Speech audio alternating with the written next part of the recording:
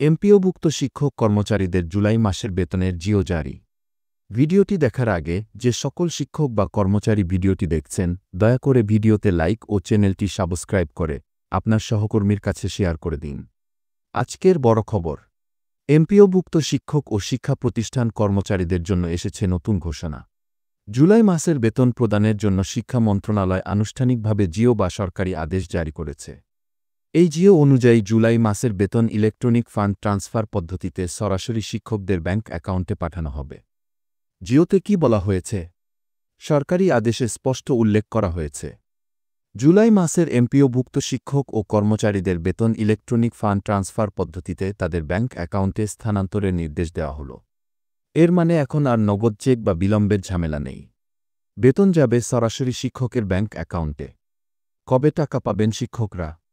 জিও জারি হওয়ার পর প্রক্রিয়া শুরু হয়ে গেছে। আগামী ১ আগস্ট থেকেই বেতন শিক্ষকদের অ্যাকাউন্টে জমা দেওয়া হবে।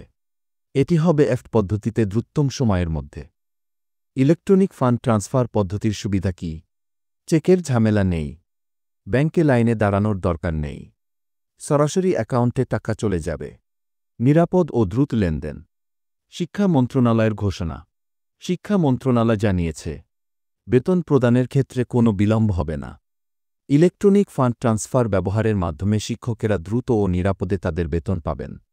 এই ঘোষণা শিক্ষক সমাজে স্বস্তি ও আনন্দের বার্তা নিয়ে এসেছে। শিক্ষকদের প্রতিক্রিয়া। ইলেকট্রনিক ফান্ড ট্রান্সফার পদ্ধতির মাধ্যমে বেতন প্রদানের সিদ্ধান্তকে শিক্ষকরা স্বাগত জানিয়েছেন। একজন শিক্ষক বলেছেন, আগে চেকের কারণে সময় নষ্ট হতো, এখন সরাসরি অ্যাকাউন্টে টাকা আসবে, এটা সত্যিই প্রশংসনীয় উদ্যোগ। বেতনের সঙ্গে নতুন ভাতা পরিবর্তন আছে কি? এখনকার বেতনের সঙ্গে বাড়ি ভাড়া ভাতা ও চিকিৎসা ভাতা বৃদ্ধির গেজেট কার্যকর হওয়ার সম্ভাবনা রয়েছে। যদি তা কার্যকর হয় তাহলে শিক্ষকদের জন্য আরও সুখবর অপেক্ষা করছে। এই সিদ্ধান্তের ইতিবাচক দিক, মাসের শুরুতেই বেতন পাওয়া যাবে, আর্থিক পরিকল্পনা সহজ হবে, এফট পদ্ধতিতে দ্রুত ও নিরাপদ লেনদেন নিশ্চিত হবে। আপনি কি মনে করেন ইলেকট্রনিক ফান্ড ট্রান্সফার পদ্ধতি শিক্ষকদের জন্য ভালো হয়েছে? আর কি সুবিধা যোগ করা উচিত বলে মনে করেন? আপনার মতামত নিচে কমেন্টে লিখে জানান। ভিডিওটি ভালো লাগলে একটি লাইক দিন।